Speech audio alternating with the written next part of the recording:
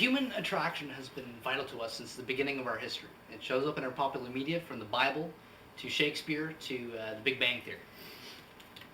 Our goal in our presentation on human attraction is not to make you feel self-conscious about yourself, because anyone can look good in the right lighting, except for... What?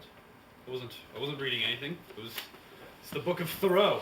What are you talking about? I wasn't reading.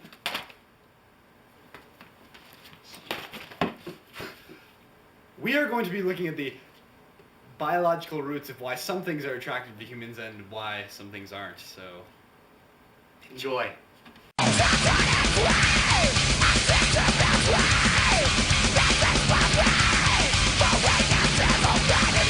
I believe in miracles.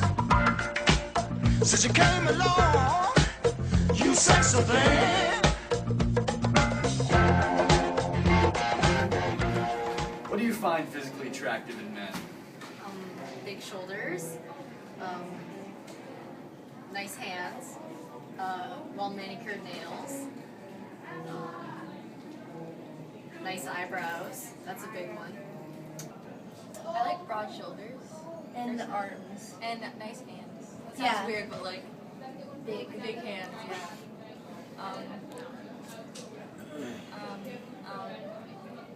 I like green eyes. Eyes, so face. I like brown eyes. Well, like I don't really care, but as long as they're not Yeah, I don't really curious. care either. Green eyes are my favorite. Like I don't want to vomit. Oh dear. Okay. Woohoo! Thanks. Well, Mr. Severo, I'd like to know, what do you find physically attractive in women? Physically attractive in women? Well, like, obviously, like, personality and all that sort of thing, but you obviously, like, there has to be some physical attraction as well. Like, you gotta be interested in the person. As a whole, of course. You know, What about the physical? say this shit on camera and get out of here. What do you find attractive in men, physically? Like a jacked physique, I guess you could So say. toned figure, Toned okay. figure. I don't know, like I like green eyes or like colored eyes. Maybe Okay. because I'm brown eyes. So the face? Yeah, face, Okay. hair, short hair, Really? not long Okay. hair, yeah. Clothing. So well dressed. Well dressed. Okay. Thanks. Physically attractive about women? Well, like, obviously, like, there's a lot of personality and that sort of thing, but, like, you have to be physically attracted to a person, too, you know what I mean? So, for sure. It's all, like, personal preference, right? What about? Well, like, are you referring to me here? Or just, like, yeah? Okay, well, I don't know, if the girl is, like, too thin, that's kind of, you know, I'm not up for that, but if she's, like, too big at the same time, like, it's... So what's interesting in those interviews is that nobody mentioned... Neck beards. I mean, come on, like, every guy should have a neck beard. Dude, nobody likes the neared. What are you talking about? The neared is the neared, man. It's the neared. It's like, I don't it's know. king. Looks like It's- you're this growing is a bro, squirrel man. or something on your neck. Anyways, what I was gonna say was immunocompetence. It's how good your immune system is, and this is actually attractive for girls looking at guys. And the reason for this is that in order to have a high testosterone level in males, testosterone is not actually high on the priority list for our body. So the rest of your bodily functions have to be already good quality, especially your immune system. And girls can notice high testosterone levels in males through looking at their face. Yeah, actually, the testosterone in males, it influences how their facial features grow and whatnot. So males with higher testosterone will generally have a larger lower face and a more pronounced brow, and this is generally seen as very attractive subconsciously to any woman. So keep that in mind. Yeah, so high testosterone level is linked to high immunocompetence, and girls can notice this subconsciously, which is creepy. A little bit, I'd say. So the relationship between testosterone and attractiveness is affected by the hormone cortisol. Cortisol is the stress hormone in humans, and well, the more cortisol you have in your system, the more stressed out you are, and the more stressed out you are, the more unattractive you are. Yeah, so cortisol levels inversely proportional to attractiveness. The more stress you have, the uglier it is. So I guess you got a bit of a problem there, Michael. What are you talking about, man? I'm the most chill person around. Let's go. Let's do this, yeah. Show me what you got. Hey! Craps. Hold on. You okay? Yeah, I'm good. Just stress. Hang out. Hit my elbow. Okay. Alright. There, we're good. I got this. Okay. Come on. What? Michael? Mike?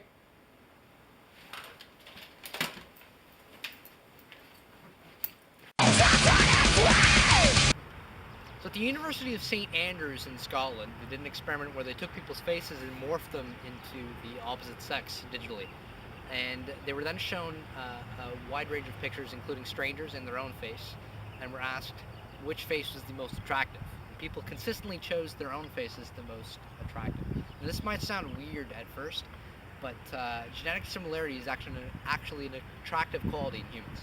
Yes, the general fertility range is about between your fourth and fifth cousins. That would produce the optimal life form, if you will. But any closer related genetically than this would lead to inbreeding, which we don't really want to go there. We're not going to go there. But there's actually a correlation between couples that goes beyond just face similarity. Yeah, actually, I have a list right here. Many of these traits include lung volume, middle finger lengths, earlobe lengths, overall ear size, neck and wrist circumference, and the rate at which people expend energy or their metabolic rate. Pow! Poo! Genetic mutation is a good thing when you get superpowers like laser vision or extreme muscle tone. But a lot of the time, genetic mutation is a bad thing, causing genes to warp in a bad way. It is in humans' interest to be able to notice these things, and it comes out in human attraction in people's faces. So the more genetic mutations you have in your face, which is indicative of genetic mutations overall, causes your face to be less symmetrical. And the more symmetrical your face, the more attractive you are to the opposite sex. And this is expressed in your masculinity or femininity of your face. So basically, being symmetrical increases your sexual dimorphism, which means you look more masculine or more feminine. Mr. Q there. Do you want me to? Oh, that's me right there. Yeah. So basically, being symmetrical increases your sexual dimorphism, which means you look either more masculine or more feminine, depending on your gender. Which is out. Okay, Michael, we're ready. Mike?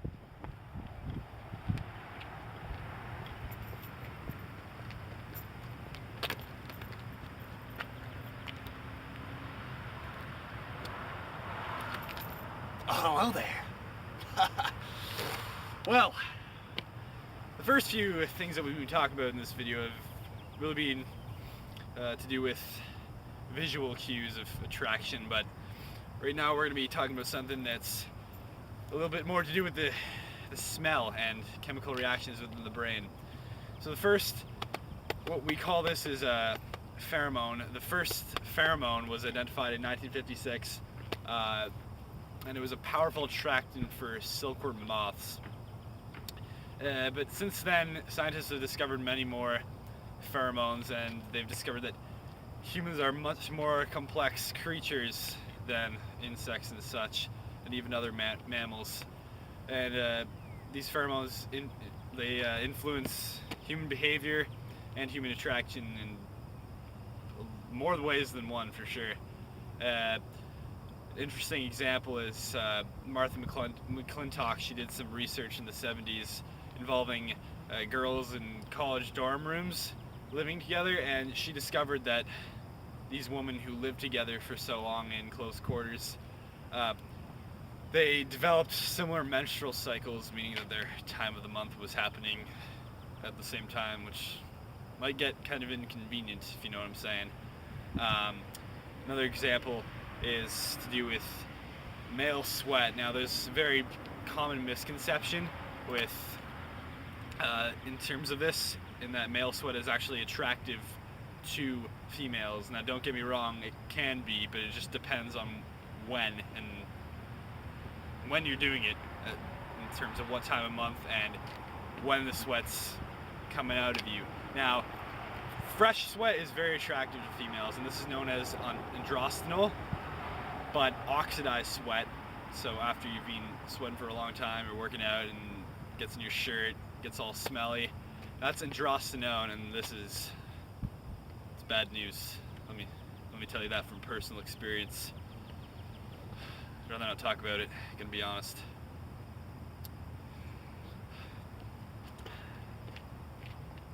Mike!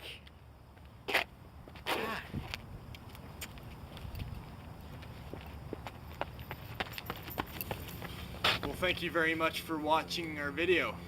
Whether you enjoyed it or not is really up to you, I guess. I mean, You better have enjoyed it. yeah, I mean, we can get kind of scary sometimes.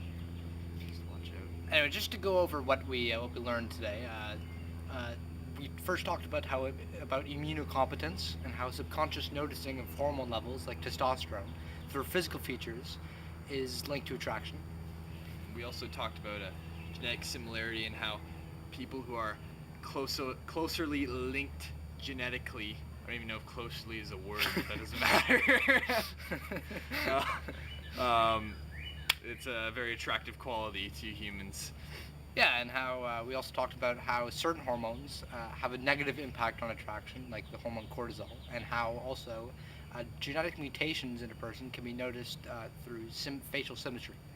And also, smell is just as much of a cue of attraction as visual qualities are, with an example being pheromones, dictating when you smell pheromones, it can release chemicals in the brain that cause you to become attracted to someone else.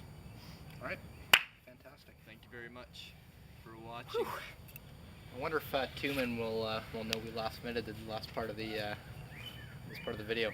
No, no way. Nah, he'll be too busy marking those homeostasis tests anyways. Yeah, problems. All right, want to go slash his tires? I believe in miracles. Since you came along, you sexy thing.